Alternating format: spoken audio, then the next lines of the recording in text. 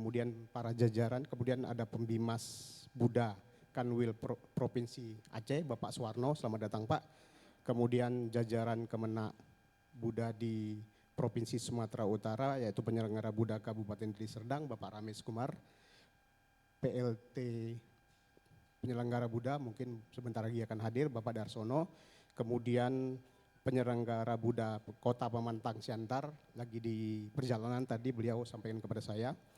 Kemudian yang saya hormati Ketua Majelis Budaya Indonesia Provinsi Sumatera Utara, Bapak Edi Suyono dan jajaran, Ketua Walubi Provinsi Sumatera Utara, Bapak Brian Mukhtar, kemudian para pimpinan dan organisasi keagamaan Buddha yang hadir pada hari ini, Pengurus Yayasan Prasada Jinadamo, Ketua STAB Bodhidharma Ibu Mina Wongso dan jajaran, para tokoh Buddhis, para umat Buddha yang hadir pada hari ini untuk mengikuti Lokakarya Borobudur. Dan tentunya terkhusus yang kami hormati narasumber kita yang luar biasa, Bapak Dr. Hudaya Kandajaya sebagai narasumber utama hari ini Pak. Terima kasih dan selamat datang.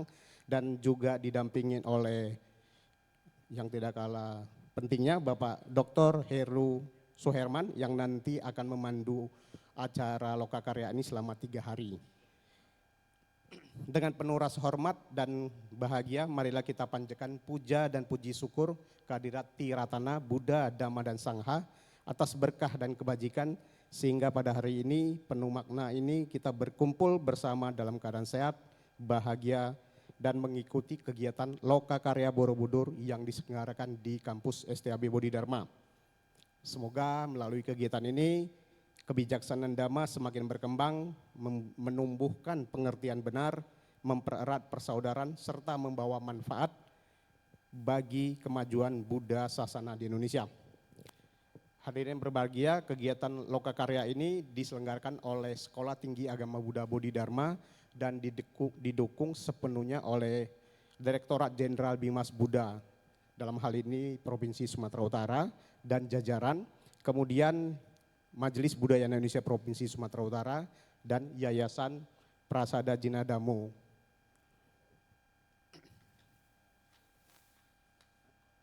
Dan juga Yayasan Karania ya, mohon maaf, Yayasan Karania didukung sepenuhnya. Baik, untuk mengawali acara pada hari ini kami persilakan kepada Ibu Mina Wongso, SPSI MPC Psikolog, selaku Ketua STAB Bodhidharma sebagai penyelenggara acara untuk menyampaikan sambutan. Kepada Ibu kami persilakan.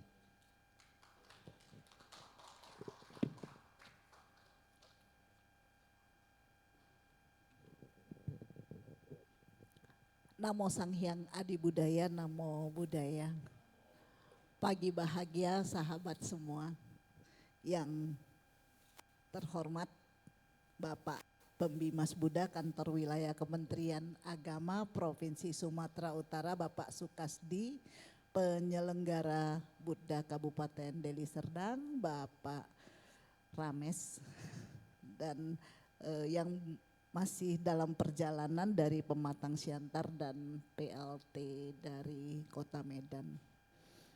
Ketua Majelis Budaya Indonesia Bapak Edi Suyono, dari Walubi ada Bapak Brilian Mokhtar, ada dari UBN juga sudah hadir.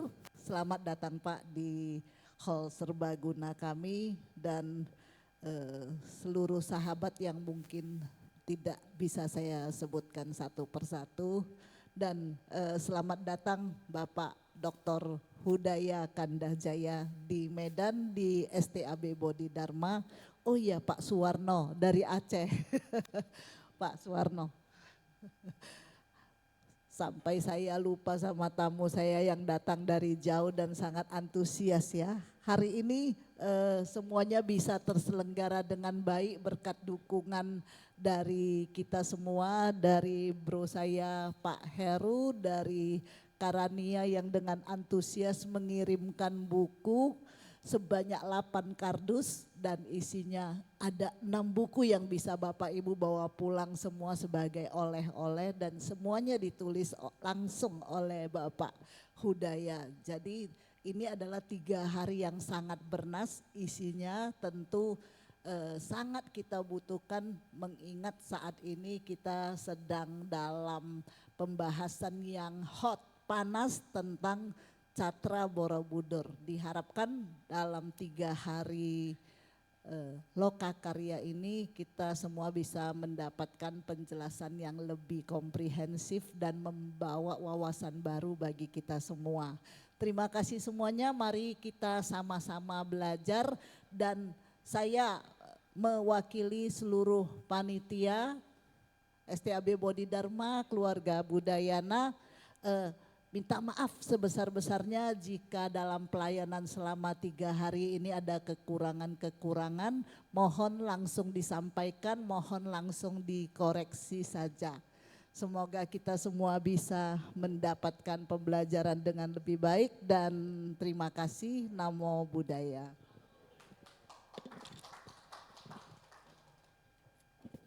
Terima kasih kami sampaikan kepada Ketua STAB atas sambutannya. Selanjutnya Bapak Ibu, agar acara kita ini langsung bisa fokus, marilah kita memulai mengawali dengan pembacaan doa yang akan dipimpin oleh Romo Upasaka Pandita Badrapala. Kepada Romo kami persilakan.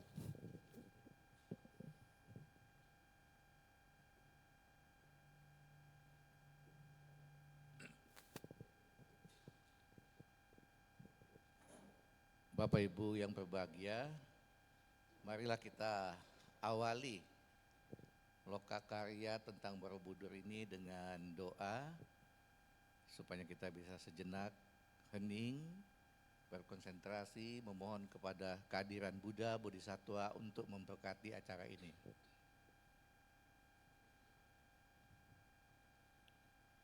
Namo Sangyang Adi Buddhaya. Namo Sangyang Adi Buddhaya. Namo Sangyang Adi Buddhaya. Namo Tassa Bhagavato Arahato Samma Sambuddhassa. Namo Tassa Arahato Samma Sambuddhassa. Namo Tassa Bhagavato Arahato Samma Sambuddhassa. Namo Sabbe Bodhisattvaya Mahasattvaya. Namo Sabbe Bodhisattvaya Mahasattvaya. Namo Sabbe Bodhisattvaya Mahasattvaya. Terpujilah Tuhan Yang Maha Esa, para Buddha yang telah mencapai pencerahan sempurna, para Bodhisattva Mahasatwa. Pada hari ini kita melakukan Lokakarya tentang Borobudur yang merupakan sumber kebajikan dan sumber pencerahan. Semoga kegiatan ini dapat berjalan dengan lancar, semoga kita dapat memahami lebih banyak pemahaman-pemahaman baru tentang Borobudur. Semoga kita mendapatkan pelajaran yang berarti tentang jalan menuju pencerahan yang telah dilalui oleh para Buddha. Semoga semua makhluk memiliki kebajikan-kebajikan sekecil apapun juga untuk bertemu dengan ajaran Buddha, mempelajarinya hingga memperoleh kebahagiaan. Semoga semua makhluk hidup berbahagia. Sadhu, sadhu, sadhu. Namo Buddhaya.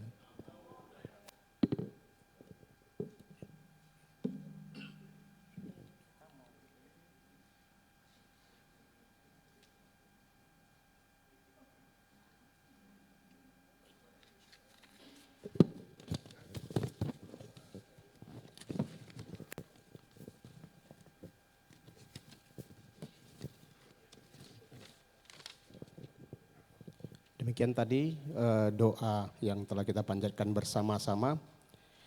Dengan dilaksanakannya doa pembuka, maka rangkaian pembukaan Lokakarya pada hari ini telah selesai. Selanjutnya kami persilakan kepada Bapak Dr. Heru Suherman selaku moderator untuk memandu jalannya Lokakarya Borobudur. Kepada Bapak kami persilakan.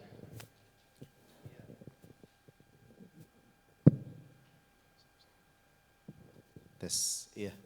Baik, terima kasih brother saya, calon doktor ya. Bentar lagi doktor juga nih brother kita. Brother Panir, Pak Pemimas dari Sumatera Utara dan Aceh. Ini yang dari Aceh ini sahabat lama saya di pusat.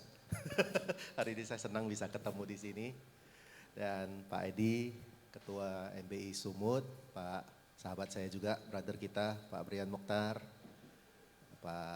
para pejabat yang hadir di sini lah ya, dan para tokoh-tokoh, Bu Ketua STAB Bodhi Dharma, kita panggilnya Bu Miwon dari dulu ya.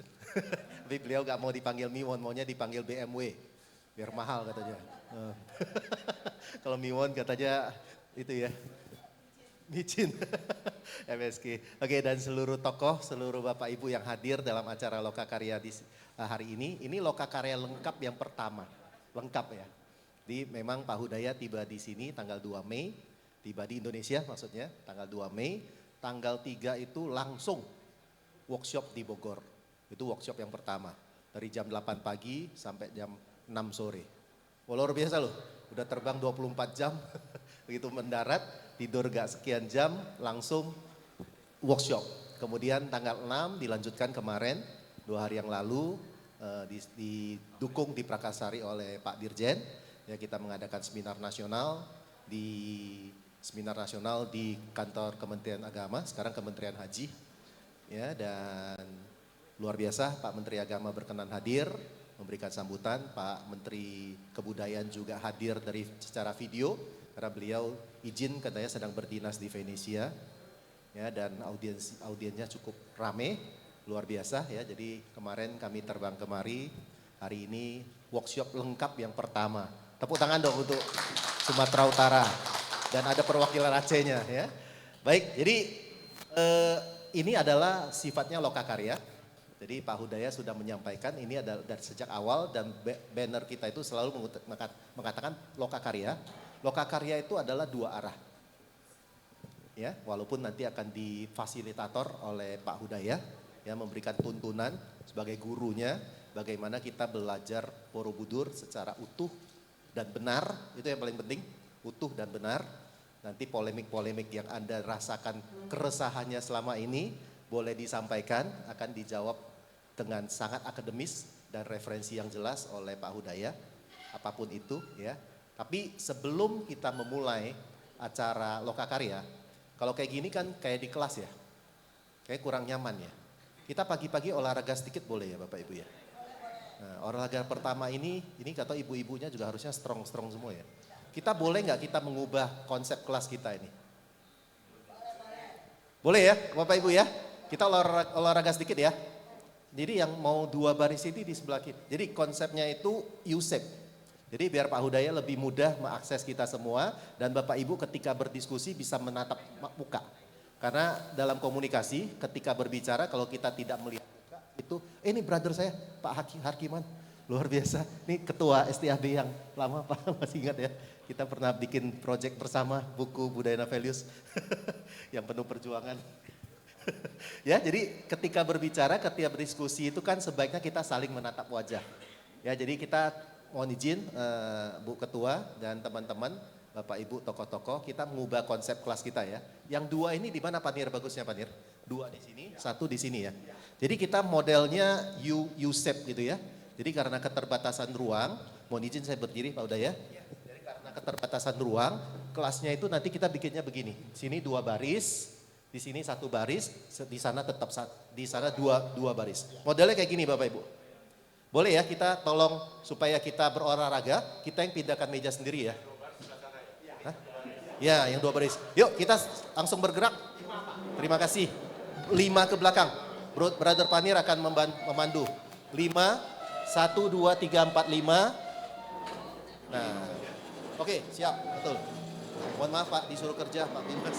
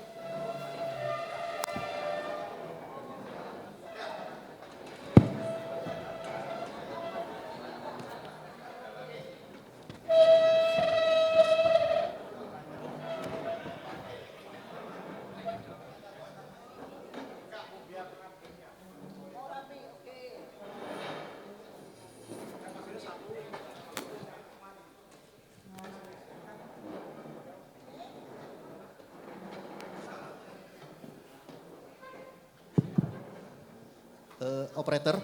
Ini laptopnya Pak Hudaya ke deteksi nggak? Sudah.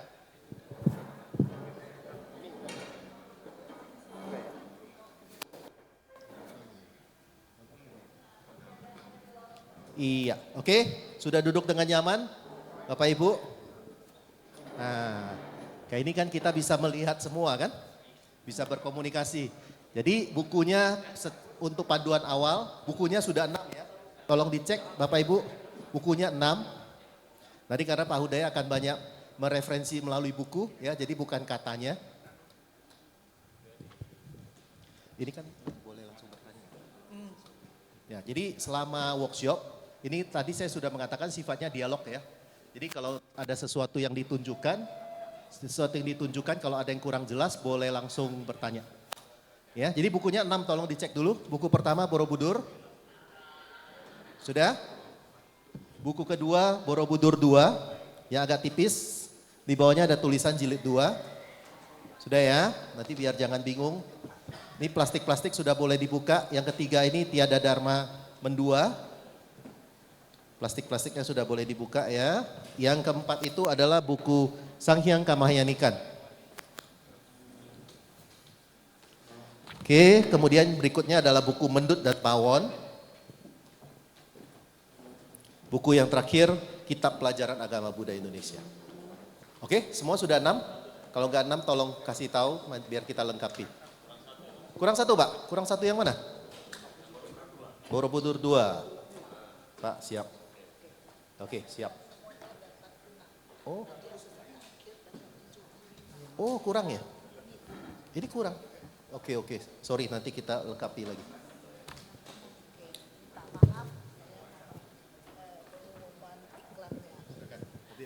Mohon diperhatikan, mohon maaf juga kepada pemilik mobil dengan BK 1045 ADM. Kemudian pemilik mobil dengan BK 1058 OS. Dan yang satu lagi pemilik mobil dengan BK 1255 AEI. Mohon menggeser mobilnya ke parkir di dalam gedung. Terima kasih. Ya, silakan Bapak Ibu yang punya mobil, mohon dibantu digeser dulu ya. Kalau enggak nanti jadi door prize. Oke, saya langsung saja sambil menunggu teknis ya. Kadang-kadang memang agak bermasalah di teknis komputer ya. Oke, saya bacakan profilnya Pak Hudaya dulu biar kita saling kenal ya. Kan orang mengatakan tahu tak kenal maka tak kenal. Oke, Pak Hudaya Kandajaya, beliau itu lahir di Bogor, asli orang Indonesia, walaupun sudah tinggal lama sekali di Amerika Serikat. Dan menempuh pendidikan tinggi di Institut Pertanian Bogor. Pada saat itu formal pendidikan beliau itu adalah statistik terapan, tapi di luar pendidikan formal ajaran agama Buddha turut menjadi bidang yang digeluti. Bermula belajar dari Mahapandita Dharma Wirya, selanjutnya belajar mandiri sepeninggal gurunya. Dengan bekal ini ia kemudian menjadi pengajar kuliah agama Buddha di institut yang sama sejak pertengahan tahun 1970-an. Selama 15 tahun. Kegiatan mengajar agama Buddha menghendaki persiapan dan materi lebih handal. Dari kebutuhan ini ia menerbitkan buku Filsafat Buddha pada tahun 1986. 1986 saya masih di Medan, belum ke Jakarta ya. Dan yang adalah terjemahan dari karya David Kalupahana. Dan di tahun yang sama beliau diangkat menjadi editor rubrik agama Buddha untuk Ensiklopedia Nasional Indonesia. Nah, ketika mendapat tugas menulis entry Borobudur untuk ensiklopedia ini, beliau menyadari ada kesimpang siuran penjelasan tentang Borobudur. Nah, karena alasan ketidakjelasan ini, beliau mengembalikan tugas kepada redaksi dan seterusnya meneliti Borobudur secara pribadi. Nah, inilah titik awalnya Pak Hudaya mulai meneliti Borobudur sampai dengan hari ini. Tadi silahkan dihitung, tahun 86 sampai 2026 berapa tahun tuh ya? 40 tahun ya, luar biasa. Kalau kita sudah sudah menikah dan punya anak ya, anaknya udah sekolah juga tuh. Nah, terus kemudian hasil riset beliau pada tahun 1988 itu tidak dipublikasi, tapi sempat disampaikan kepada orang-orang penting seperti Pak Sukmono, Pak Kasparis, Mr. Kasparis, dan juga kepada Pak Nur Hadi Magetsari, yang waktu itu adalah Dekan Fakultas Sastra Universitas Indonesia. Dari diskusi dengan Pak Sukmono, beliau dianjurkan untuk menempuh pelajaran dan penelitian di luar negeri, dan karena berhubung sumber di dalam negeri tidak memadai. Nah, ini singkat cerita, beliau sudah di Amerika dan penyelidikan atau penelitian di Amerika menghasilkan satu karya awal berjudul Kunci Induk untuk Membaca Simbolisme Borobudur. Ini juga diterbitkan oleh penerbit Karania ya, yang terbit secara bilingual pada tahun 1995. Karya awal ini sesungguhnya menjadi pembuka bidang penelitian Borobudur terbentang luas. Satu demi satu karya beliau adalah MA tesis pada tahun 1998, PhD dissertation in Graduate Theological Union di Berkeley University tahun 2004. Terus kemudian beragam makalah jurnal dan bab banyak sekali yang ditulis, dan bukunya yang sudah ada di hadapan Bapak Ibu ada 6 buku ya. Terus kemudian yang tidak kalah pentingnya dan sangat membanggakan ini adalah proyek selama 40 tahun ini berhasil yang digarap dan diterbitkan di Oxford Encyclopedia of Buddhism pada tahun 2025. Ini luar biasa sekali. Ya, begitu banyak umat Buddha di dunia ini, tapi Pak Hudaya yang satu-satunya, mungkin satu-satunya saya mengatakan tentang Borobudur ini yang bisa diterbitkan di Oxford Encyclopedia of Buddhism. Tepuk tangan dong untuk Pak Hudaya ya. Luar biasa. Jadi sudah banyak semua banyak negara di Amerika Utara, di Asia, di Eropa, dan di mana-mana sudah beliau itu datang, dan temanya selalu tentang Borobudur, konsisten sampai sekarang. Ya, jadi beliau juga sering tampil dalam acara Borobudur Writers and Cultural Festival, ya biasanya suka diselenggarakan di Yogyakarta. Terakhir saya melihat diselenggarakan di Candi Muara Jambi ya. Jadi mungkin tahun depan kami akan roadshow juga ke Muara Jambi. Oke, demikian profil dari Pak Hudaya. Kita berikan tepuk tangan luar biasa untuk Pak Dr. Hudaya. Karena sudah oke, saya serahkan langsung kepada Pak Dr. Hudaya. Silakan Pak. Selamat pagi semua.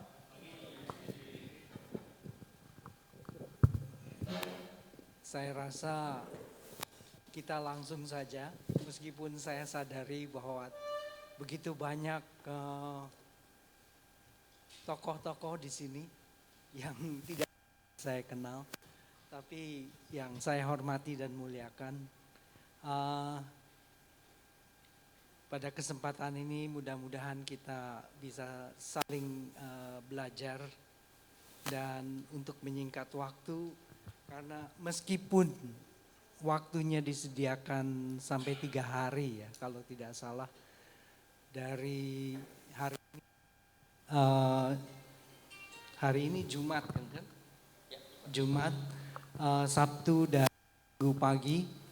Tapi bahan yang akan kita bahas atau bicarakan dalam kesempatan Lokakarya ini begitu banyak, sehingga saya tidak yakin kita bisa memenuhi semua. Rangkumannya ada di kitab Pelajaran Agama Buddha Indonesia, sedikit tapi bukunya kecil, tapi kita akan bahas satu persatu sebanyak yang kita mungkin bahas dalam kesempatan 7 sesi ditambah dengan 2 sesi diskusi. Lokakarya ini saya ada beberapa hal yang ingin saya sampaikan terlebih dahulu untuk membuat kita semua ikut sama-sama mengerti apa yang saya harapkan. Mestinya kalau waktunya cukup, kita akan mulai dengan perkenalan satu persatu, tapi saya kira waktunya tidak akan memadai. Jadi dalam kesempatan nanti, kalau saya memohon Anda untuk mulai membaca, karena kita akan belajar membaca di sini. Kita mulai dengan tugas-tugas membaca. Saya mohon Anda yang mendapat kesempatan membaca mulai dengan menyebutkan nama dan asal dan kira-kira yang ingin disampaikan kepada peserta lain. supaya kita sama-sama saling tahu. Kemudian hanya sekali saja, karena kalau gilirannya sudah habis ya, saya harap kita sudah semua bisa kenal. Walaupun untuk saya mungkin sulit untuk mengingat semua, maklum sudah uzur. Jadi justru Lokakarya ini saya maksudkan untuk memantik tenaga-tenaga terutama yang masih muda untuk ikut ambil bagian mempelajari ajaran agama Buddha Indonesia. Dan tentu saja Borobudur adalah aset terbesar dalam kompleks ajaran agama Buddha Indonesia. Nah, saya akan mulai dalam pendahuluan ini bicara tentang tujuan, materi, dan program serta hal-hal yang membuat kita bisa memahami konteks pembicaraan. Jadi saya mulai itu ketika saya sudah berkali-kali datang ke Indonesia sejak tahun 2011 membicarakan tentang Borobudur atau agama Buddha Indonesia secara umum.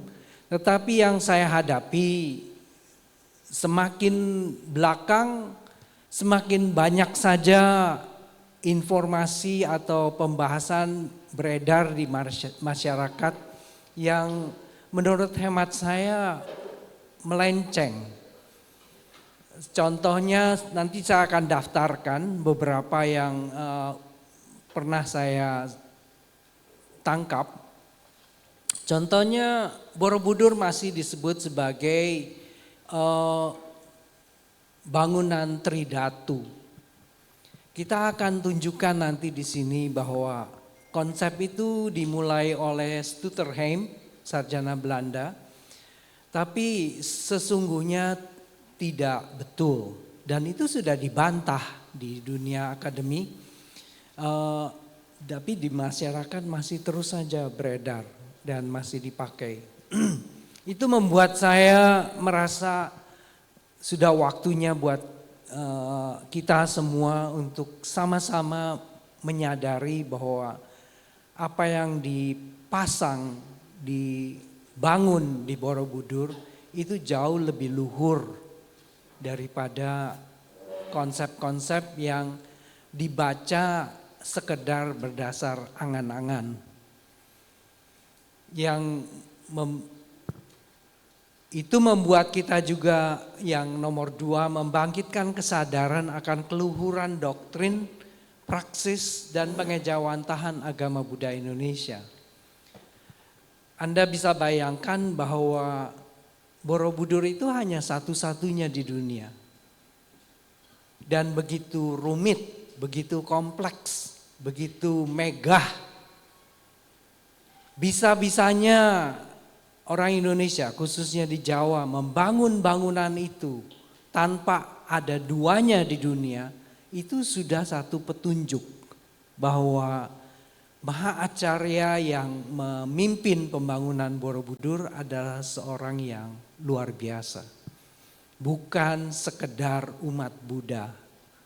Karena saya boleh memberikan tantangan kepada Anda sekalian, siapapun juga, bukan hanya di dalam ruangan ini tapi di luar, bahkan di seluruh dunia sekarang ini, kalau seandainya mereka diberi komisi, diberi mandat untuk membangun sebuah candi. Kira-kira Anda bayangkan adakah seorang yang mampu membangun menandingi Candi Borobudur? Mungkin sulit ya. Karena jangankan bangunan fisik, melulu membaca salah satu kitab yang dipasang di Borobudur, belum tentu orang itu pernah membaca secara lengkap dan memahami isinya. Yang paling gampang misalnya kitab Lalita Wistara yang sering disalahartikan sebagai biografi Sakyamuni Buddha. itu saja sudah menunjukkan bahwa kita belum memahami apa itu kitab Lalita Wistara. Kalau itu saja belum bisa dipahami dengan baik, bagaimana dia bisa membangun sebuah candi semegah Borobudur. Nah, tapi dari situ kemudian juga saya berharap kita semua menghargai dan mempelajari secara lebih mendalam, memupuk penghayatan dan pengamalan agama Buddha Indonesia. Antara lain yang dipaparkan di Candi Borobudur. Nah, materi tadi Pak Heru sudah menyampaikan buku-buku yang diberikan oleh penerbit Karania, dan tentu kita berterima kasih sekali karena Karania sudah bersumbangsi besar sekali, dananya sangat luar biasa. Saya sendiri tidak sanggup untuk membiayai pendanaan, dan untuk sekedar pengetahuan, kitab pelajaran agama Buddha Indonesia ini ketika saya mulai merencanakan Lokakarya, saya bertanya apakah akan saya membagikan handout dalam bentuk fotokopi. Dihitung biayanya, fotokopi mungkin mahal, malah lebih baik dicetak, dan kita semua beruntung karena bersedia membantu mencetak. Dan bukan saja biasanya buku-buku yang lain yang saya terbitkan itu hitam putih. Yang ini saya minta khusus kitab berwarna. Jadi Anda lihat di belakang ada gambar-gambar yang berwarna dari kitab pelajaran agama Buddha Indonesia.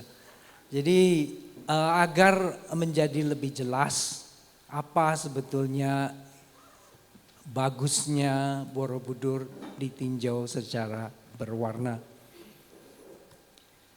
Nah, program ini sebetulnya saya khususkan untuk membahas prasasti Kayungungan yang terdiri dari 15 buah sajak, dan setiap sajak akan membutuhkan sedikitnya satu sesi 2 jam. Jadi kalau kita bicara tentang 15 sajak, secara total kita membutuhkan 15 sesi, itu hampir selama 1 semester di perguruan tinggi. Jadi Anda mendapat kredit penuh, 2 kredit untuk pelajaran prasasti Kayungungan. Tetapi karena waktu dan keadaan sangat terbatas, jadi akhirnya kita bernegosiasi mampunya keadaan setempat. Nah, di Medan ini kita dapatkan 4 kali 2 jam.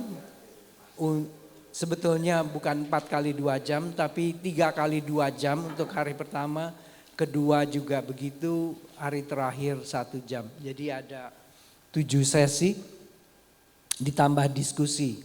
Nah, oleh karena itu Anda bisa bayangkan bahwa kita akan tidak mungkin membahas keseluruhan. Dalam waktu yang terbatas mungkin kita harus melompati beberapa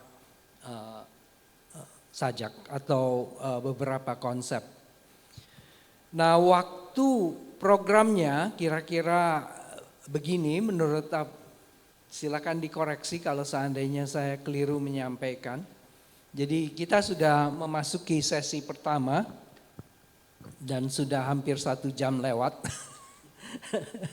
Jadi kita akan berhenti nanti jam 10, kemudian ada istirahat selama setengah jam, dan selanjutnya sampai jam 16 dilanjutkan dengan diskusi.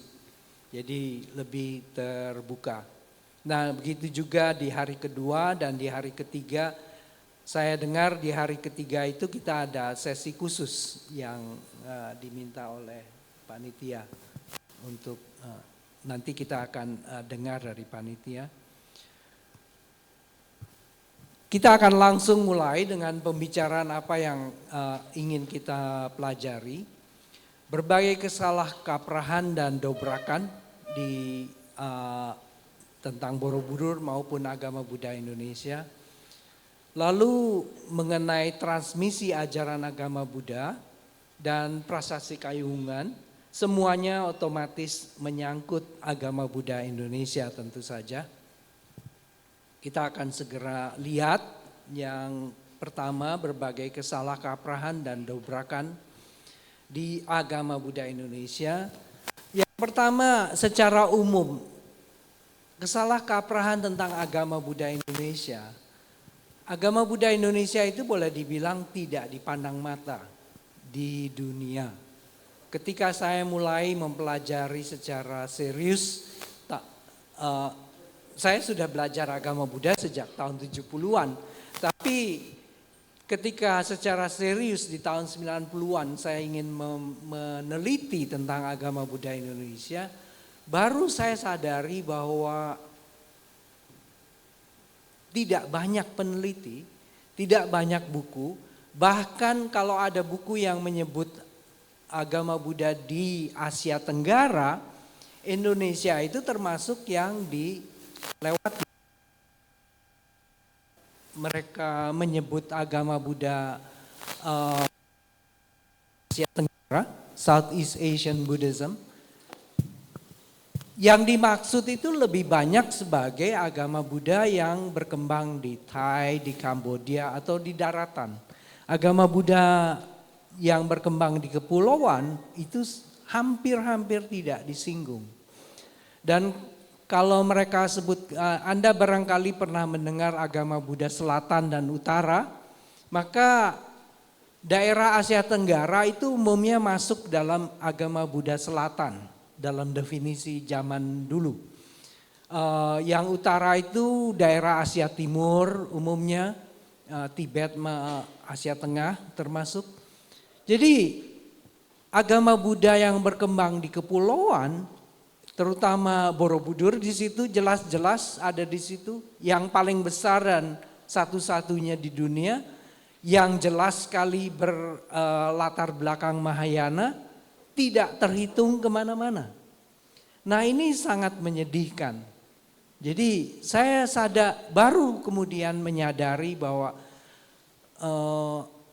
ada berbagai pandangan yang keliru tentang agama Buddha Indonesia. Padahal Borobudur satu-satunya, dan itu tidak mengherankan bila kemudian yang berkaitan dengan Borobudur semuanya itu sering dipandang menurut konsep-konsep yang berkembang di wilayah lain, dan bukan wilayah lain saja, tapi berdasar pengertian agama Buddha yang berkembang di dunia sekarang. Padahal Borobudur diciptakan atau didirikan pada abad ke-8 dan umumnya orang tidak mengetahui agama Buddha di Jawa pada abad ke-8 yang membangun Borobudur itu seperti apa. Dan kalaupun ada yang mempelajari dan melihat bekas-bekas artefak agama Buddha di Jawa pada abad itu, hubungannya itu kemudian dengan seperti kitab Sanghyang Ramanikan, dengan kitab-kitab yang mereka pandang lebih belakang. Jadi seperti negara Kertagama, kemudian kitab Sanghyang Ramanikan, dan ketika dipelajari mereka umumnya mengatakan bahwa kitab Sanghyang Ramanikan adalah kitab yang paling awal berasal dari abad ke-10. Jadi semuanya ada hal-hal yang tidak selaras dengan apa yang terjadi di Jawa. Karena nanti akan kita lihat bahwa ajaran yang di Sanghyang Ramanikan itu berasal dari masa yang jauh lebih awal daripada itu. Dan bukan itu saja, umumnya dibaca secara salah.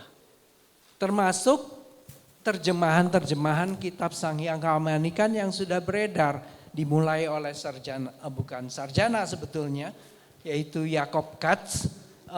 Jacob Katz itu seorang guru guru sekolah menengah atas, berspesialisasi di bidang tarian.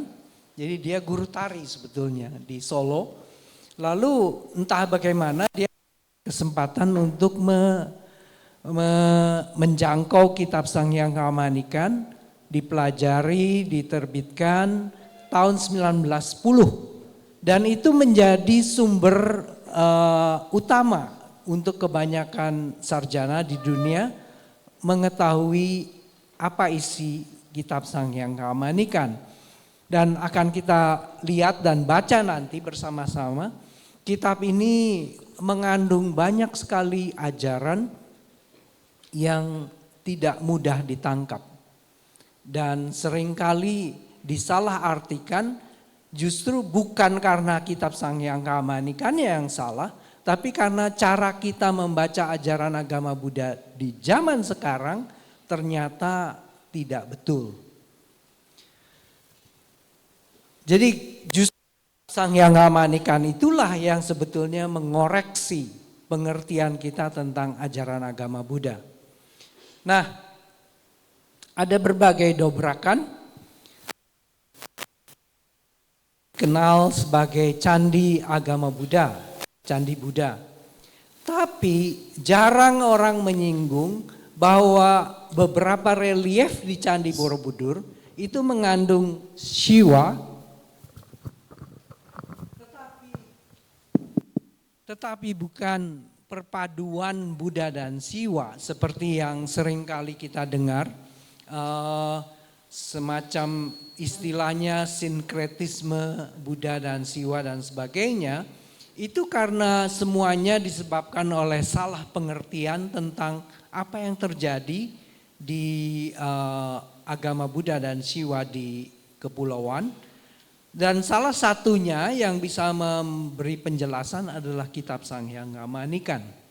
Ada konsep-konsep yang boleh dibilang sangat begitu luhur dan tapi sangat lugas dinyatakan oleh orang Jawa karena tertulis dalam bahasa Jawa kuno tentang konsep yang luhur tersebut. Kita akan lihat bersama dan muncul kemudian di abad ke-15, abad ke-14 dalam konsep yang disebut dengan Bhinneka Tunggal Ika, ditulis oleh Empu Tantular dan menjadi semboyan negara Republik Indonesia. Jadi dengan kata lain, hubungan antara agama Buddha Indonesia dengan negara Indonesia buat kita di zaman sekarang itu sangat-sangat erat. Walaupun jumlah umat Buddha di Indonesia itu sangat kecil dibanding dengan populasi keseluruhan Indonesia, tapi sumbangan kita bagi negara kesatuan Republik Indonesia itu sesungguhnya sangat mendasar, sangat penting. Dan bukan itu saja, karena seringkali Bhinneka Tunggal Ika itu diterjemahkan dalam konsep fisik. Jadi beragam bangsa, suku, ras dan sebagainya, beragam kepulauan, budaya dan lain-lain. Tetapi menyangkut terutama karena Bhinneka Tunggal Ika itu sebetulnya adalah konsep spiritual. Dan kalau kita bicara toleransi, di situ sebetulnya konsepnya berakar. Kebudayaan juga akan kita sadari melalui Borobudur tidak terjangkau melalui kebiksuan atau agama Buddha saja. Jadi ini adalah satu hal yang seringkali salah kaprah, tetapi melalui Borobudur kita sadari itu merupakan suatu dobrakan. Jadi kita seringkali keliru bahwa agama Buddha tentu saja buat umat Buddha yang terbaik, tetapi itu bukan satu-satunya jalan. Banyak jalan untuk mencapai tingkat kebudayaan dan itu ditunjukkan di Borobudur. Wanita bisa mencapai kesempurnaan, banyak sekali contohnya di Indonesia. Ini penting sekali kita camkan karena terutama di kalangan perguruan Buddha tertentu, wanita sering dilecehkan. Dan banyak sekali konsep yang menunjukkan seolah-olah wanita itu kelas 2. Tapi di Indonesia kedudukannya sangat berbeda dan itu akan kita lihat sendiri nanti melalui Borobudur antara lain. Ketakmenduaan itu adalah konsep juga yang sangat lugas dinyatakan di kitab Sanghya. Berbeda dari cara penyampaian tentang ketakmenduaan di ajaran perguruan-perguruan, justru yang berbicara tentang ketakmenduaan. Jadi kitab Sanghya Manikan itu punya cara menyampaikan konsep-konsep luhur tanpa bertele-tele, langsung, lugas. Dan itu membuat kita segera mengerti. Nah, Anda bisa bayangkan karena ini semua ditulis dalam bahasa Jawa kuno, bagaimana hebatnya Mahacarya yang menyampaikan ajaran itu di Sanghya Manikan. Kita akan bicara soal transmisi ajaran agama Buddha dan di sini satu hal yang membuat kita menyadari pentingnya agama Buddha di kepulauan. Nah, saya akan mulai dengan mengajak Anda melihat peta ini, tetapi sebelumnya kita akan mulai membaca.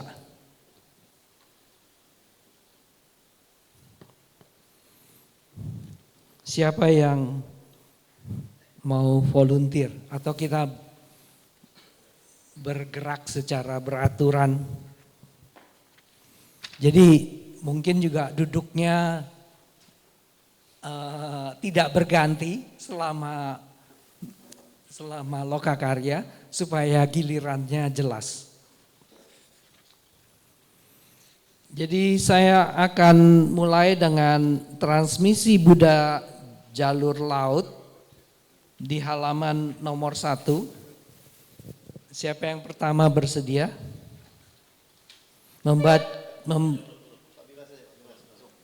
Silakan.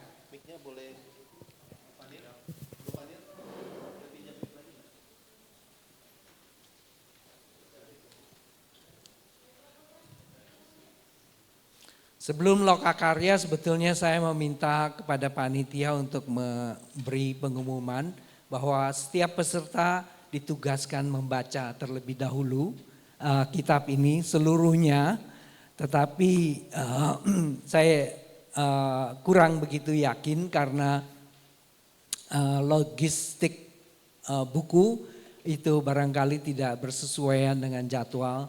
Jadi saya maklumi. Tapi di dalam lokakarya ini sendiri kita akan bersama-sama mengikuti, membaca, ya, sehingga dengan demikian kita tahu dan bisa memberi komentar bersama-sama.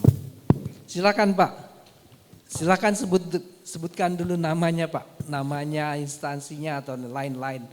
Baik, selamat pagi, Namo Sang Yang Ada Budaya, Namo Buddhaya. Ya, nama Sukasdi, saya pembimas Buddha Kanwil Kementerian Agama Provinsi Sumatera Utara. Ya, izin membacakan. Transmisi Buddha jalur laut. Pelayaran sejak masa silam hingga sekarang memungkinkan berlangsungnya transportasi dan komunikasi, termasuk proses penyebaran agama Buddha. Sejak dulu kapal layar berbagai bangsa mengarungi samudra, menyusuri pantai benua Asia dan kepulauan. Kapal layar di Sri Lanka yang dimiliki oleh Nandi mengangkut 8 bhiksuni di Sri Lanka, saya ulang, mengangkut 8 bhiksuni Sri Lanka pada tahun 426 Masehi, dan 3 lagi pada tahun 429 Masehi ke Nanjing guna pembentukan Sangha Bhiksuni di China. Yixing menggunakan kapal persiar untuk berlayar di India pada tahun 671 Masehi. Di Borobudur terpampang pahatan kapal layar samudra yang menunjukkan pemahatnya tahu pelayaran samudra. Lebih daripada itu, secara implisit pelayaran samudra harus dibekali oleh pemahaman navigasi yang menghendaki pengetahuan tentang cuaca, penentuan posisi, jarak, arah, persiapan, logistik, dan sebagainya. Terima kasih Pak Sukis. Bisa dipahami semua? Sudah tahu kapal layar di Borobudur? Saya kira sudah sering ya, jadi tidak lagi memampangkan itu. Kalau tidak, boleh yang berikutnya. Izin, nama Suwarno, asal Banda Aceh. Saya lanjutkan. Berlayar pada zaman dahulu juga merupakan peristiwa heroik. Hingga sekarang ada festival tahunan Bali Yatra di kawasan Odisha atau Orissa, India. Pestanya berlangsung di Sungai Mahanadi di Cutak pada bulan Kartika atau November, selama 7 hingga 10 hari sejak hari pertama bulan purnama. Perayaan ini memperingati keberangkatan para pelaut berlayar untuk berdagang di sepanjang jalur pantai dari benua India. Melalui semenanjung Malaysia, Pulau Sumatera, Jawa, sampai ke Bali pulang pergi. Terima kasih Pak. Ada yang tahu Bali Jatra?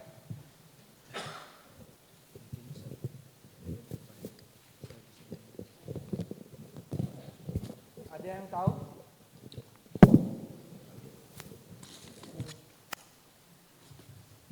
Jadi kemungkinan ini nama asal Bali. Jadi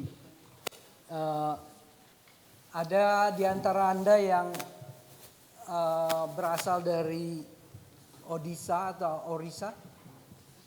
Atau yang nenek moyangnya berasal dari sana?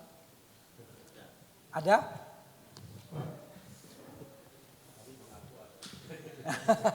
Ada yang mengaku. Baik, kita lihat dulu, kita lanjutkan. Selanjutnya Pak. Baik, nama saya Edi Suyono Setiawan dari Majelis Budayana Indonesia. Saya lanjutkan. Berita China zaman dinasti Liang bertarikh seperempat pertama abad ke-6 Masehi mencatat kontak antara kerajaan China dengan kerajaan di Bali. Dalam berita itu, Raja Bali mengklaim dirinya bermarga Kaundinya dan istri Sudodana berasal dari negeri leluhurnya. Secara tersirat, berita ini menunjukkan bahwa tempat asal nenek moyang Raja Bali ini berhampiran dengan keluarga Raja Sudodana di India. Dengan kata lain, pelayaran samudra membawa Raja Bali ini keluar dari India berimigrasi ke Bali. Nama purba Odisha adalah Kalingga. Sebutan Kalingga Kalingga merupa sebutan Kalingga menjadi Kalingga atau Kelin atau Kling, terus hidup. Antara lain di Malaysia, Singapura, Sumatera, Jawa dan Bali. Kerajaan Kalingga tercatat berkuasa di Jawa bagian tengah sekitar abad ke-7 hingga ke-8 Masehi. Dalam koleksi ritual di Bali ada liturgi berjudul Asta Mahabaya. Toponim Klin memberi petunjuk liturgi berasal dari Keling di Jawa. Isi liturgi memanjatkan permohonan kepada Avalokiteswara agar terhindar dari 8 bahaya besar. Terima kasih Pak. Jadi ada pertanyaan? Ya, silakan.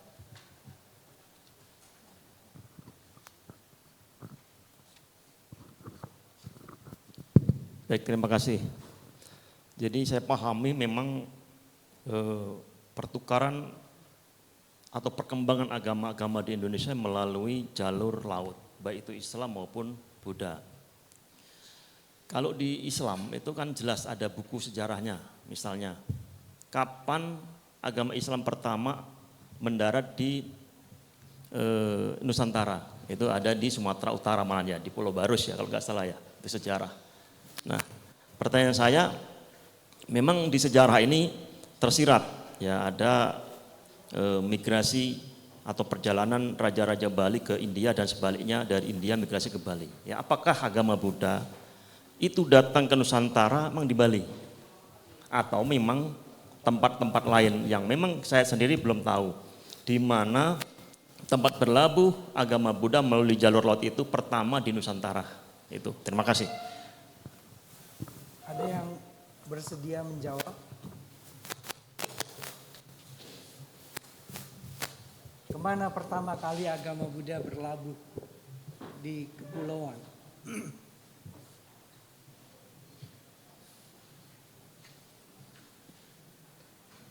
Nanti kita akan lihat. Tapi yang jelas nomor satu, kita tidak punya buku atau catatan resmi yang menunjukkan kronologi transmisi ajaran agama Buddha. Tetapi kita punya banyak artefak. Artefak itu diteliti, dipelajari, baik yang berbentuk artefak pahatan, batu, arca, sisa-sisa atau catatan yang belum tentu berasal dari dalam negeri, tetapi dari luar negeri. Jadi seperti tadi catatan mengenai biksuni itu tidak tercatat di mana-mana kecuali di berita Cina. Di berita Cina itulah kita temui informasi tentang kehadiran biksuni. Jadi pada abad kelima itu sudah ada biksuni datang dari Sri Lanka. Nah, kita boleh lompat ke halaman berapa itu? Setelah gambar peta, Anda lihat tabel di sini. Saya sengaja menampilkan tabel. Anda lihat di situ, di kolom-kolomnya itu mulai dari kolom tahun, nomor itu cuma sekedar memudahkan kita untuk referensi. Transmitternya atau lokasi, lalu pergerakan. Mulainya itu dengan tanda dot, yang stopnya itu tanda ujung panah. Kemudian sumber-sumbernya yang menunjukkan pergerakan tersebut. Nah, daftar ini terus sampai ke halaman entah berapa ini, sampai halaman 8 ya. Jadi kalau Anda lihat mulai dari tahun perkiraan 200-an sampai tahun abad ke-20. Ya. Jadi kalau Anda perhatikan di situ, Anda lihat ada Sikendeng di Sulawesi. Kemudian ada Kota Bangun di Borneo. Ada Jember di Jawa Timur. Nah, ini adalah artefak-artefak Buddha. Semuanya Buddha. Arca Buddha. Yang diperkirakan berdasarkan gaya arca itu usianya atau gayanya membawa kita ke tahun kapan arca tersebut ada. Kemudian di Bukit Seguntang ada di Sumatera. Di antara tahun 200 sampai 900 bergantung siapa yang bicara tentang penanggalannya, mungkin abad ke-6, ke-7, kita boleh berdebat, tetapi perkiraan tahun menunjukkan bahwa sejak awal umat Buddha, entah itu orang biasa, umat biasa atau anggota sangga, sempat berhampiran dengan wilayah kepulauan. Nah, berita Cina itu mulai dengan tahun 247. Yang namanya Kang Seng Hui itu berangkat dari Asia Tenggara ke Cina. Jadi Kang Seng Hui ini kemungkinan besar bukan orang lokal, tapi diperkirakan dari Sogdian. Sogdian itu dari Asia Tengah. Jadi kalau Anda bayangkan tiba-tiba ada orang Sogdian dari Asia Tenggara daratan pergi ke Cina, itu mestinya orang itu sudah berpindah dari daerah Asia Tengah ke Asia daratan, Asia Tenggara daratan. Lalu masih pergi lagi ke Cina. Lalu selanjutnya terus yang paling terkenal buat kita adalah Gunawarman. Abad ke-4 atau tahun 397 sampai 424. Gunawarman ini menjadi tokoh yang penting bagi pendirian Sangga Bhiksuni. Itu berkait dengan tadi cerita tentang Sangga Bhiksuni. Jadi Gunawarmannya sendiri meninggal, tapi yang melanjutkan adalah Sanggabhadra di Cina. Waktu sekitar tahun 430 itu Gunawarman meninggal. Jadi Anda bayangkan, dan Gunawarman membawa cerita bahwa dia datang ke, kita akan, entah saya tuliskan di sini.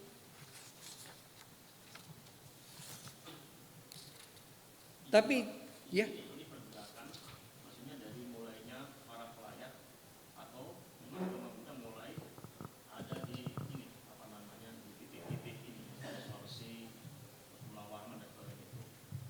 iya barangkali begitu. Jadi ya kita tidak bisa seluruhnya pasti, kecuali untuk bukti-bukti yang lebih jelas. Nah, kalau seperti Borobudur itu sudah sangat jelas. Prasasti itu sangat jelas. Seperti prasasti Klurak misalnya. Itu bicara tentang Acarya Kumaragosa. Jadi yang datang dari sekitar wilayah Bangladesh sekarang. Itu jelas. Kalau yang lain banyak yang cuma menyebutkan secara umum pada masa itu. Dan bagi orang-orang yang mencatat pada masa itu tentu saja tidak punya kebutuhan seperti zaman sekarang yang belajar sejarah. Dia harus mencatat secara detail apa, siapa, di mana, kemana, waktunya kapan, untuk keperluan apa, dan lain-lain.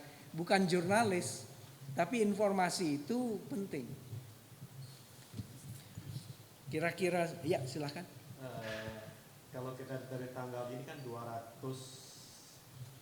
sampai sekian itu Masehi ya maksudnya? Ya, Masehi. Bagaimana tentang, saya tidak tahu apa saya nyebut legenda atau memang ini sebagai satu fakta sejarah. Asal usul Hono Coroko. Itu satu bahasa Jawa yang sampai saat ini saya memahami itu adalah terkait dengan Aji Saka. Dan kita tahu itu tahun Saka itu dimulai 78, tahun 78. Berarti kan lebih awal daripada ini. Jadi pertanyaan saya, Aji Saka itu termasuk legenda atau memang betul-betul sejarah itu yang Bapak ketahui? Terima kasih Pak. Ada yang jawab? Silakan. Ada? Saya sendiri tidak tahu, Pak. Tidak tahu. Itu ada ceritanya demikian sama halnya dengan legenda Gunadarma yang katanya menurut legenda adalah pendiri Borobudur atau arsitek Borobudur. Jadi legenda semacam begitu silahkan didengar, diserap, tetapi bukan menjadi sumber yang membuat kita bisa memastikan sesuatu. Tapi tahun Saka 78 itu tidak berlaku hanya di kepulauan. Tahun Saka itu di banyak tempat dipakai. Jadi kita harus selalu menambah dengan 78 tahun. Jadi di kitab-kitab termasuk prasasti. Jadi prasasti Kayungan yang akan kita baca nanti itu tahunnya tahun Saka. Iya, jadi untuk mencapai ke tahun Masehi kita harus tambah 78. Jadi pemakaiannya itu lebih umum daripada legendanya. Nah, kita tidak tahu apakah karena itu orang menciptakan legenda tentang siapa yang membawa hingga muncul nama Aji Saka. Karena kata Saka itu kemungkinan adalah nama yang itu nama tahun yang dipakai dalam pengertian sejarah, nama tahun internasional buat banyak negara. Jadi bukan hanya di Indonesia. Ya, Kalau saya nih, saya Pak Warno, ini kan Jawa ya. Jawa ya. Orang Aji Saka itu bukan legenda, memang saya mengaku bahwa itu memang ada sejarah turun-temurun yang saya sendiri mengakui tapi keberadaannya. Tadi tahun berapa Pak? 78 ya? Kalau saya baca sejarah di beberapa tanah Jawa itu tahun 9 Masehi itu Aji Saka sudah ada di Pulau Jawa. Nah, sejarah munculnya Carakan itu dulu kan pernah dibantah bahwa Jawa ketinggalan terkait budaya. Tahun 9 Masehi itu Aji Saka sudah menciptakan huruf Carakan, huruf Jawa yang jumlah 20. Nah, bagaimana seorang Aji Saka bisa menciptakan sebuah huruf tetapi tidak didahului oleh suatu peradaban? Artinya apa? Artinya sebelum 9 Masehi itu sudah ada peradaban yang sangat maju di Pulau Jawa itu. Yang saya tangkap. Ya, silahkan nanti diperiksa kembali Pak. Jadi saya tidak membantah atau mengiyakan, tapi kita perlu semuanya karena ini forumnya akademik ya. Jadi saya mohon itu adalah pengertian pertama yang kita harus camkan. Ini forum akademik sehingga kita perlu melihat apa yang disampaikan itu berdasarkan latar belakang tertentu. Ya. Saya senang ya. Ini mungkin salah satu lokakarya yang diadakan di sekolah tinggi Pak ya. Yang sebelumnya mungkin di wihara atau apa ya di kementerian. Saya ingin itu forum ini karena ini di STAB sekolah tinggi boleh kita bertengkar secara argumen gitu loh. Jadi teman-teman nggak harus terpaku pada buku dan misalnya punya sejarah diungkapkan. Iya. Saya lebih setuju itu. Iya.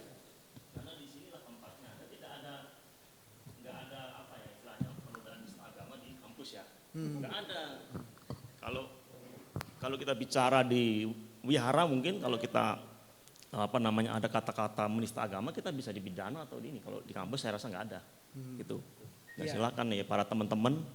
Ini ada penyuluh agama Buddha beberapa yang saya tugaskan, penyelenggara, ada guru. Nah ini mungkin bahkan jauh sebelum acara ini saya sudah share, saya ambil filenya Pak Udaya di Google. Itu saya share ke mereka supaya mereka ada bahan gitu loh. Dan silakan teman-teman yang punya ide, bahkan dari teman-teman dari Tamil nih ya, ini kan punya sejarah peradaban yang lama juga. Nah silakan bicara, sejarah agama Buddha masuk di Indonesia apakah melalui perdagangan atau pertukaran pekerja di Tamil ke Indonesia. Ini boleh diungkapkan gitu loh. Karena kita ini tidak ada batasan yang mengeluarkan argumen. Nah, inilah yang ingin saya bangun di Sumatera Utara ya. Kebebasan. Dan ini adanya di perguruan tinggi, saya senang ini. Makanya kita bicara nggak usah ada batasan-batasan itu. Terima kasih. Iya, saya tanggapi dikit ya Pak. Pak Bimas ini luar biasa, ini ada statement seperti itu, tapi itu mungkin kita namakan academic freedom gitu ya. Tapi bagaimanapun sebaiknya ada batasannya Pak. Batasannya itu adalah referensi, jadi kita tidak berdebat kusir. Jadi saya dapat wahyu, itu repot Pak. Itu repot Pak. Ya contohnya perdebatan kita di Catra, di pusat. Ya muncul-munculnya belakangan, ini dulu ini penampakan saya, repot kalau udah kayak gitu. Penampakan Anda sama penampakan saya kan beda. Dan penampakan Anda itu bagaimana dibuktikannya kan? Jadi kita berdiskusi, mau izin Pak, batasannya itu adalah referensi. Jadi kita boleh berdebat academic freedom tapi dengan referensi. Ya, saya pernah baca nih misalkan di serat Centini, serat apa ini itu yang seperti tadi Pak Bimas bilang, ini bukan legenda, ada referensinya. Nah itu kita berdebat dalam tataran itu. Kalau enggak kita khawatir jadi debat kusir. Jadi dapat wahyu, tiba-tiba kesenggol burung gitu kan muncul. Itu repot yang kayak gitu-gitu. Ya mohon izin Pak, debatannya seperti itu, academic freedom yang berdasarkan referensi dan akademik ya. Terima kasih. Ya silakan lanjut Pak. Ya. Jadi yang ingin saya tekankan adalah tahun Saka itu tidak hanya berlaku di Jawa atau di kepulauan bahkan, tapi di banyak wilayah di dunia. Jadi itu menunjukkan bahwa pengaruh penanggalan Saka itu bukan cuma berlaku di kepulauan, tapi ada di banyak tempat di dunia. Nah itu memberikan kita semacam konteks ya untuk memahami konsep waktu pada zaman itu. Nah saya bagian paragraf terakhir di situ saya cuma bicara soal tabel. Tapi silakan yang melanjutkan.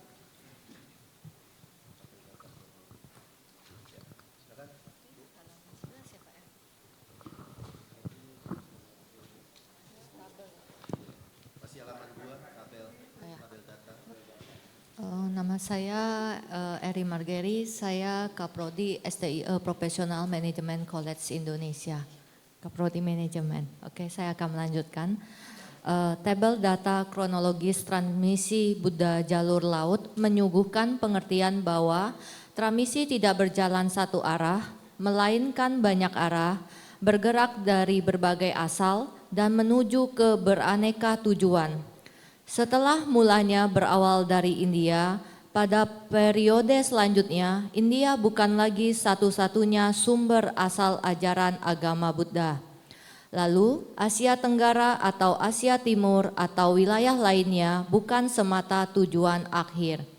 Data ini menyodorkan fakta proses penyebaran agama Buddha melalui dan dari arsipel. Dalam gambar berikut, peta dan tanda panah menyajikan ilustrasi proses penyebaran tersebut. Terima kasih. Ya, jadi tadi kita sudah lihat dan Anda bisa saksikan di sini arah panah dua arah yang menunjukkan India itu bukan satu-satunya sumber. Dan itu penting sekali kita camkan. Jadi jangan lagi kita sempat setelah mengerti konsep transmisi ini memahami bahwa ajaran agama Buddha yang kita tangkap, pahami sekarang itu langsung berasal dari Siddhartha Gautama. Itu sesuatu yang mustahil. Karena ajaran itu berkembang, menyebar melalui proses. Prosesnya itu panjang. Sudah entah penanggalan mana yang kita pakai, titik awal mana yang kita gunakan, sudah lebih dari 2000 tahun. Itu waktu yang panjang sekali. Anda bisa bayangkan kalau Anda berbicara dengan seseorang kemarin berbicara, apakah Anda mampu mengulang kata-kata orang itu? secara persis. Butuh sebuah teknologi khusus untuk membuat oral transmisi oral itu terbakukan.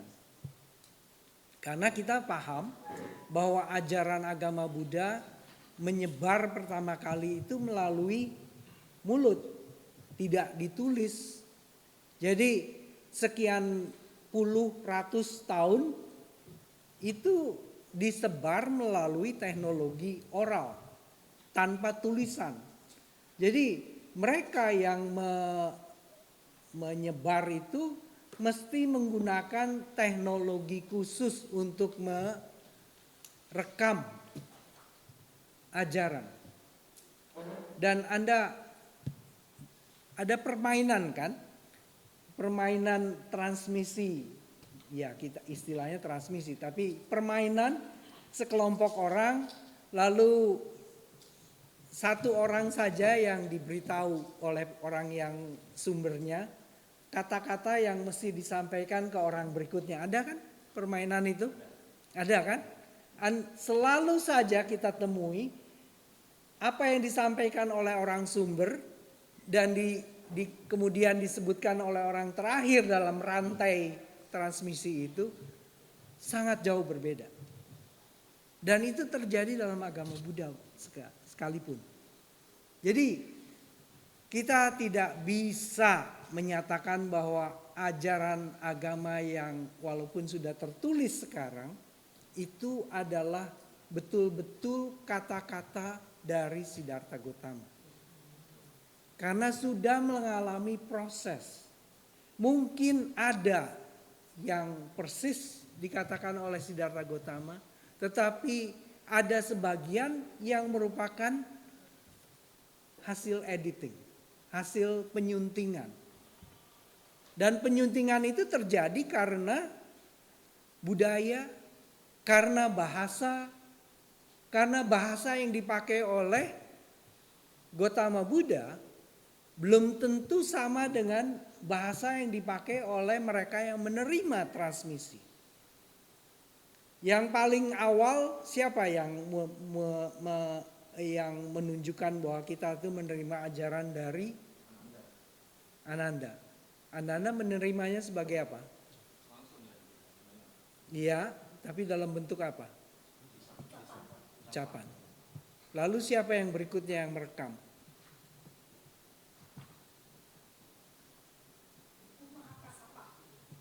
Mahakasapa termasuk yang ikut di dalam pertemuan itu.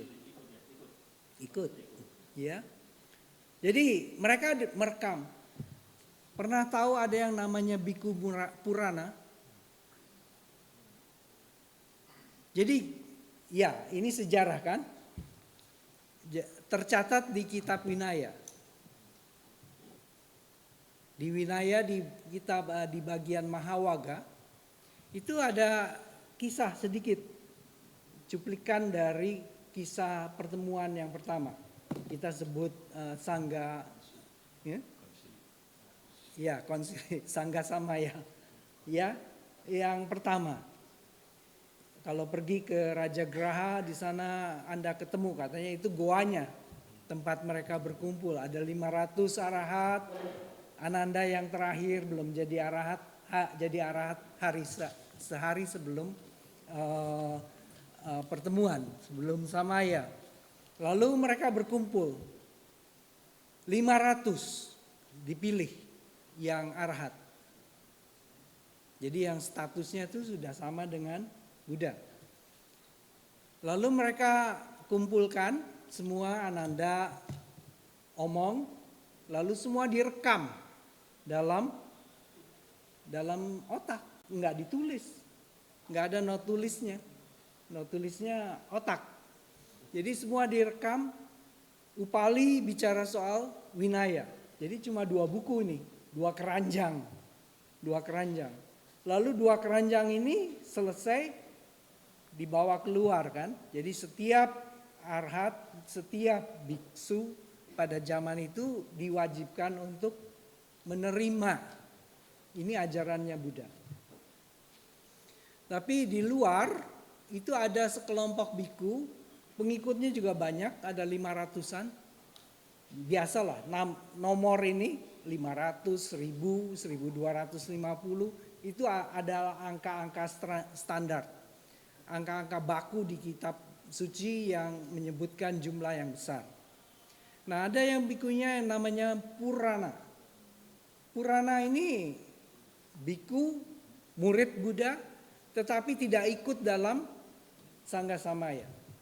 Lalu Ananda bertemu dengan Purana, dia bilang ini hasil Sangga Samaya, silakan diterima dan diteruskan, disebarkan, ditransmisikan ke semua anggota Sangga atau kalau mau menyebar agama Buddha. Tapi apa jawabnya Purana? Ini di Vinaya Pitaka ya, jadi Anda silakan periksa kembali bagian itu. Purana bilang tidak. Saya tidak bersedia menerima, saya akan meneruskan ajaran Buddha seperti ajaran yang saya dengar sendiri dari Sakyamuni.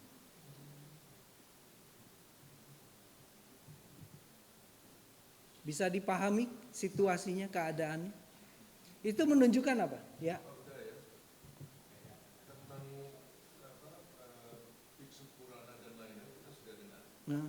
Jadi beliau menolak untuk mempercayai yang tidak beliau dengar langsung dari kata-kata Buddha. Cuman yang Pak Buddha tidak sebutkan tadi adalah mengenai direct transmission yang di dalam mazhab-mazhab kemudian itu sesuatu yang tidak oral, tapi direct transmission dan transmisi langsung yang menjadi direct knowledge yang sifatnya sangat rahasia. Betul. Nah, pertanyaan saya adalah di mana itu di tiga keranjang itu di mana itu di? Enggak ada Pak, enggak ada. Di dalam diskursus agama Buddha apakah itu dianggap tidak ada?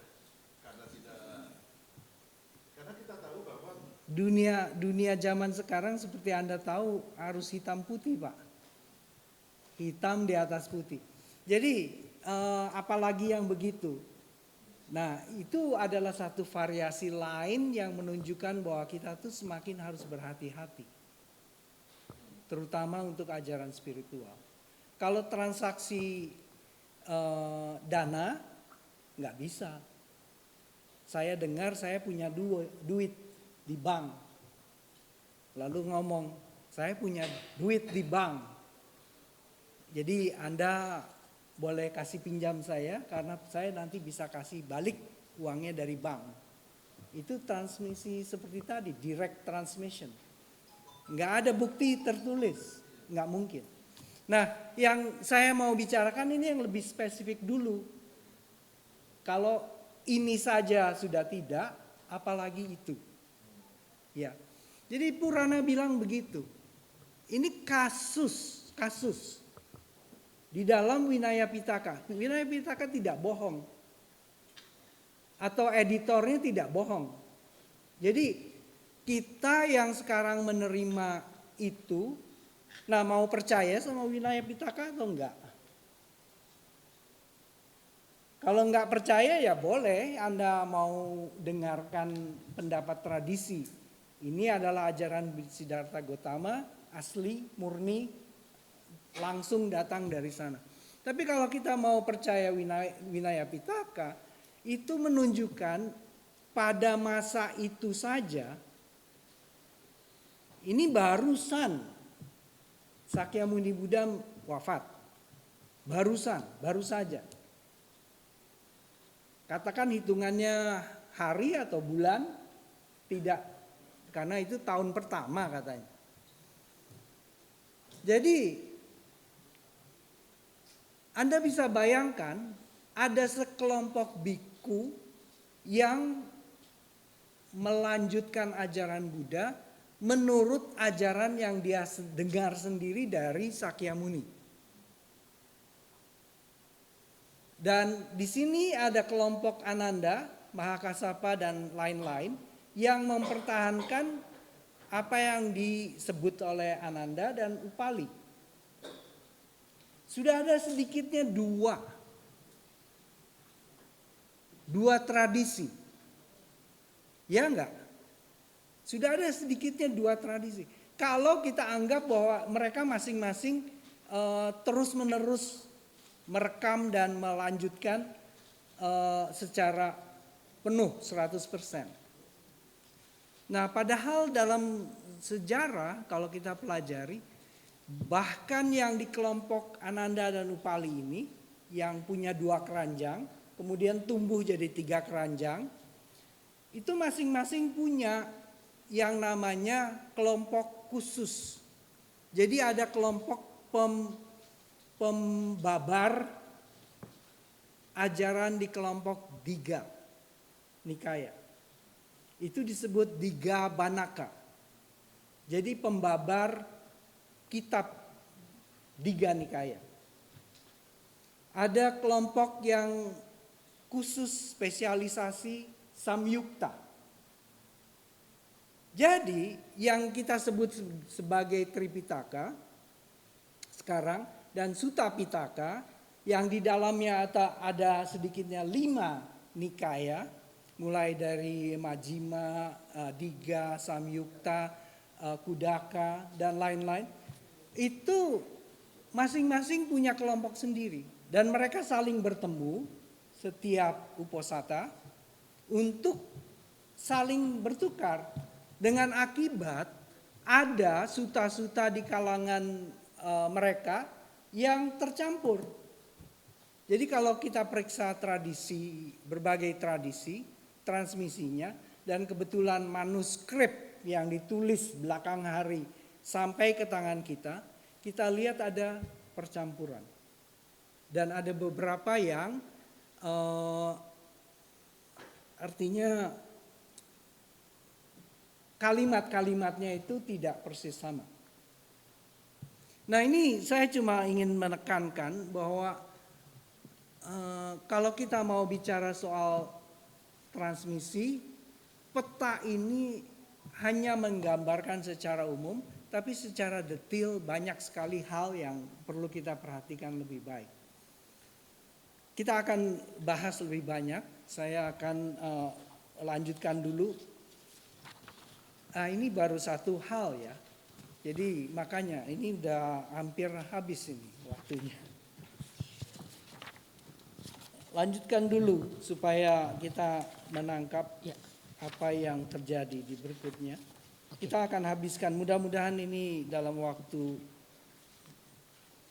11 menit. Oke, selamat pagi semuanya. Saya Suerni dari Rantau Prapat.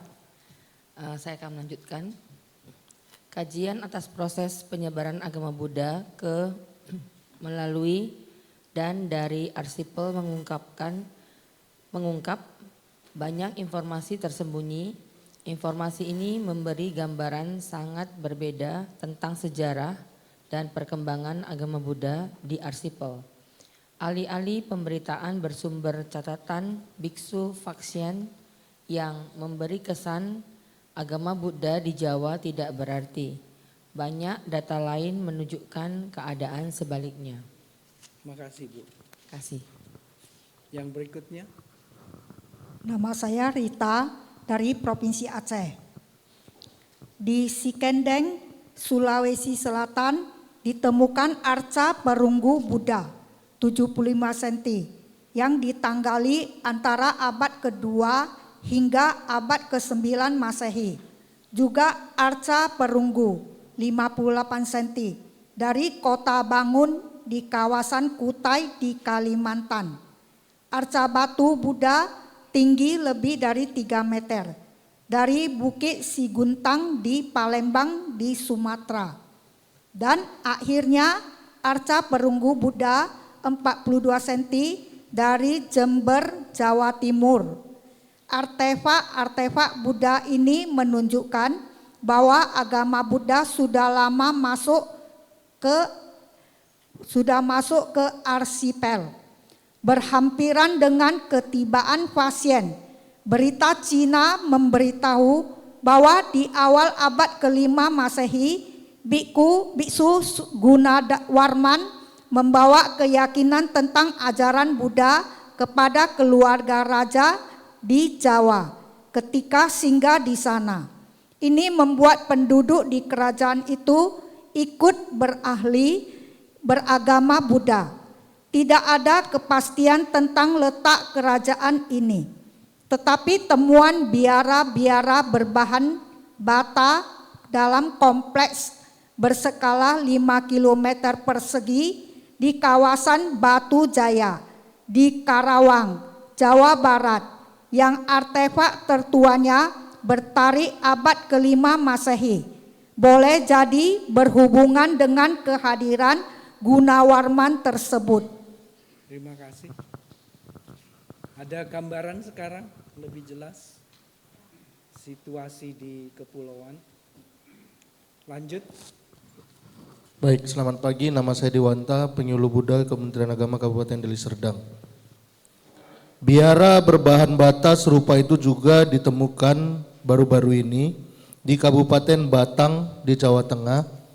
Candi batu bata Gringsing berukuran sekitar 16 meter persegi dan diduga berasal dari abad ke-7 Masehi. Lanjutkan saja dulu, Pak. Baik. Di Kerajaan Kalingga yang berkedudukan di Jawa bagian tengah, hidup seorang mahaguru Buddha bernama Jnana Badra. Biksu Huining yang datang dari Cina di pertengahan abad ke-7 Masehi berguru kepadanya dan membawa pulang terjemahan kitab Mahaparinirwana Sutra yang selanjutnya terlestarikan di kanon Buddha Cina. Terima kasih. Nah, dari rangkaian ini kita lihat ada arca, ada biara, tinggalan-tinggalan biara yang usianya itu tua. Dan selain itu ada pula yang berbentuk kitab, dan terutama Cina dan Tibet itu adalah dua wilayah yang merekam ajaran-ajaran yang berasal dari kepulauan. Nah, di sini Mahaparinirwana Sutra itu adalah kitab yang penting pada zaman itu. Umumnya Anda ada yang pernah membaca ini? Kitab ini pernah? Ada? Ya, ini salah satu kitab penting di kalangan Mahayana. Nah, ternyata di Jawa sudah ada pada abad ke-7 dan ada guru besar yang diakui oleh biksu dari Cina. Dan kitab ini terjemahannya dari Jnana Badra itu ada di kitab suci Buddha Cina. Itu ada nomornya 377. Kitab ini tidak lengkap, tidak selengkap yang diterjemahkan oleh biksu lain, tetapi ini menjadi bukti bahwa di Jawa dulu pada abad ke-7 sudah ada. Nah, kita lanjutkan dulu. Nama budaya, perkenalkan nama saya Juari dari Kemenak Deli Serdang. Beberapa dekade kemudian, biksu China lainnya yang bernama Yijing tinggal di Sriwijaya selama 10 tahun. Setelah sebelumnya belajar di Nalanda di Sriwijaya, Yijing berguru ke Mahaviksu Sakyakirti. Tempat bermukimnya teridentifikasi kompleks Mahasangharama, Muara Jambi. Menurut Yijing, Sakyakirti adalah satu di antara 5 guru Dharma. Ada Dharma Carya paling dihormati waktu itu dan berperingkat setara dengan Dignaga dalam keterampilan logika dan memiliki pengetahuan tak tertandingi untuk ajaran-ajaran para guru agung di India lainnya. Yijing menerjemahkan gubahan Sakyakirti berjudul Hastadanda Sastra ke bahasa China. Terjemahan ini terlestarikan di Kanon Buddha China T1657. Iya. Jadi Ada yang bertanya tentang kehebatan agama Buddha di kepulauan sekarang? Ini Sakyakirti diakui sebagai salah satu guru dari 5 guru yang hidup pada abad ke-7. Yicing yang melapor. Dan kita punya bukti bahwa ajarannya itu luar biasa. Tahun 2000 berapa kita ke Jambi? 24 ya. 24 saya membahas khusus di Jambi tentang Biksu Sakyakirti dan apa ajarannya. Saya terjemahkan sedikit Hasta Danda Sastra ini. Itu sulit. Artinya bukan bahan-bahan yang biasa kita kunyah dalam ajaran agama Buddha zaman sekarang. Sulit sekali. Jadi kalau kita mengaku beragama Buddha atau tahu tentang agama Buddha, lalu bilang, oh saya tahu, cuma karena sekedar pernah baca Dhammapada, itu saya kira harus diberi tanda kutip. Karena apa? Apalagi umat Buddha Indonesia, Anda harus kenali ini minimal. Nah mudah-mudahan dalam kesempatan berikutnya, entah Lokakarya tahun berikutnya, kita bisa berkunjung dalam pengertian secara konsep mengenali ajaran-ajaran para guru agung yang pernah hidup di kepulauan, khususnya di Suwarna Dwipa. Jadi Hasta Danda antara lain, lalu ada lagi kitab-kitab lain. Saya akan tampilkan nanti. Silakan yang berikutnya. Nama saya Ahmad dari penyuluh kantor Kementerian Agama di Liserdang. Pak Hudaya, saya minta izin sebelum saya melanjut baca, boleh saya bertanya untuk alinea sebelumnya? Iya, silakan. Yang pertama saya mau tanya, Jenana Badra ini apakah sama? Saya pernah baca ada mencoba menyamakan dengan Bien Hung, saudara seperguruan dari Kukai. Kemudian ini Sakyakirti apakah sama dengan Dharma Kirti? Demikian juga Dharmapala Pak, yang di Sriwijaya Pak. Terima kasih Pak.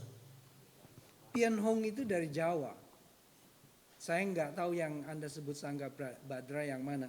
Tapi Sakyakirti itu boleh jadi mulainya dari Palembang, tapi saya bikin penelitian khusus tentang tempat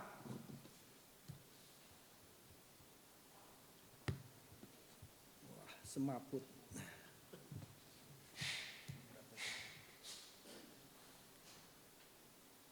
Mesti disentuh.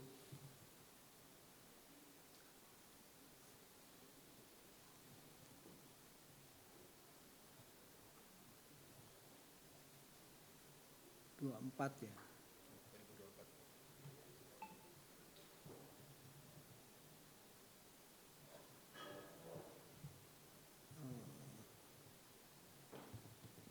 Dua 24 apa 22? 22, maaf. Waktu Jambi. 22, jadi 4 tahun yang lalu.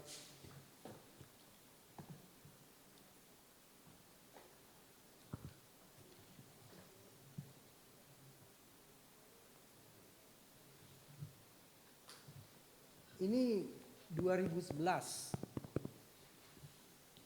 Ada orang yang Anda kenal? Enggak tahu. Itu Pak Rudi itu yang di sebelah saya sini. Pak Rudi Chang, ini Pak Ujang dari Muara Jambi. Lagi di Candi Kedaton.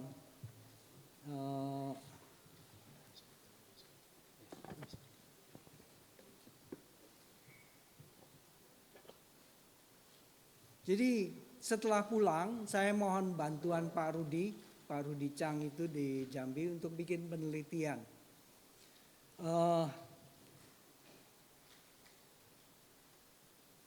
Lalu saya minta kawan dari Riau, dari Jambi, dari Sumatera Selatan untuk bikin pengukuran. Enggak jalan.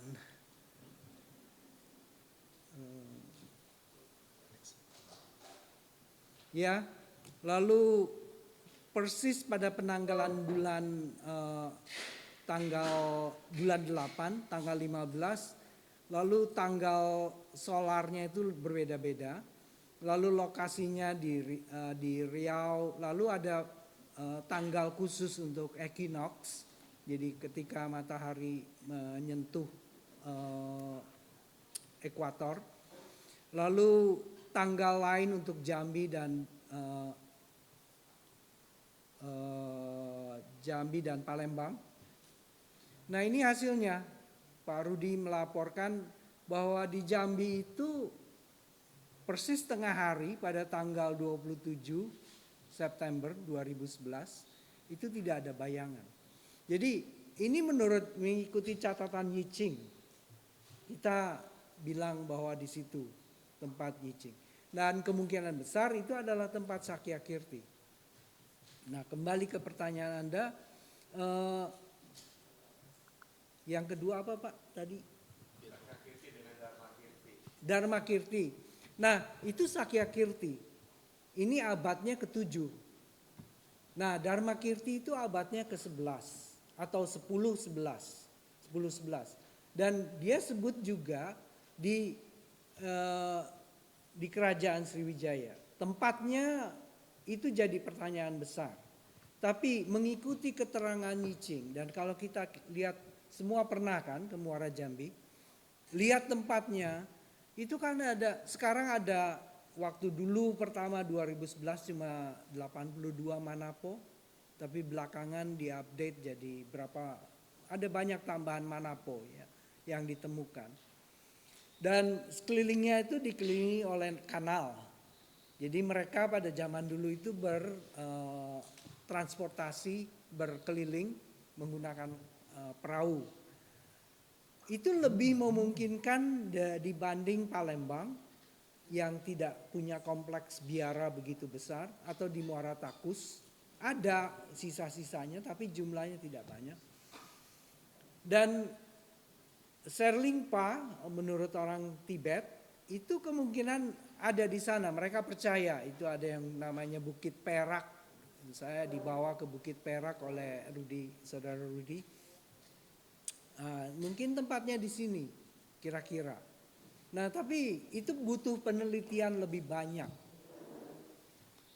Paling tidak kita menemukan lokasi yang lebih memadai menurut keterangan Yiching, dan yang untuk keterangan tentang Swarna Dwipa tempat Dharma Kirti atau Dharma Pala itu dua nama yang kemungkinan besar merujuk ke orang yang sama. Itu saya kira kita harus melihat sebuah prasasti yang ditulis oleh kerajaan Chola yang menyerbu Sriwijaya dan menghancurkan Sriwijaya tahun 1025. Nah di prasasti itu disebutkan semua wilayah di Sumatera yang diserbu oleh Raja Chola, termasuk yang di Semenanjung Malaya. Nah ada kesimpang siuran tentang letak Sriwijaya, tapi kalau kita baca prasasti itu, prasasti Tanjore dari Raja Chola, ada sebutan Sriwijayapura yang lain daripada lokasi yang ada di Kedah. Jadi Sriwijayapura itu ya di situ karena lokasi-lokasi yang berdekatan dengan Sriwijayapura itu ada di Sumatera semua. Termasuk Sibolga dan lain-lain itu disebut di sana. Itu wilayah yang diserbu oleh Raja Chola. Jadi mungkin mereka menggunakan armada yang besar sekali untuk menyerbu Sriwijaya dan membuat Sriwijaya lumpuh waktu itu. Rajanya ditangkap, dipenjara. Dan Candi Kedaton itu merupakan candi yang bagi saya menarik karena karena barangkali saya tidak, saya nggak punya gambarnya. Tapi di candi ini saya temukan sebuah, ya ini prasasti yang menyebut, oh ya di sini barangkali. Ya, ada dalam prasasti ini dalam bahasa Chola tentu. Kalau diterjemahkan ada satu gerbang. Nah, saya cuma mau menunjukkan bagian ini. Waktu itu tidak saya perhatikan, tapi setelah saya pulang, setelah dipotret, saya lihat ada bagian celah.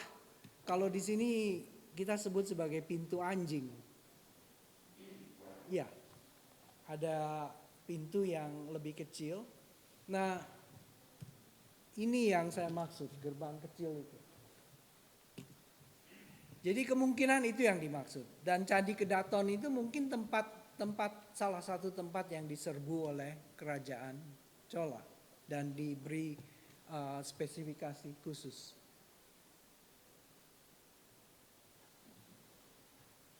Kira-kira menjawab? Baik, tadi pertanyaan pertama yang ingin saya tanyakan gitu Pak. Apakah Bin Hong yang dipanggil kan biku Jawa yang belajar ke Tiongkok ya, saudara seperguruan dari Kukai Kobodaisi. Apakah sama dengan Cenana Badra, bukan Sakya Badra, Cenana Badra Pak. Biku dari Kalingga, sama gak gitu?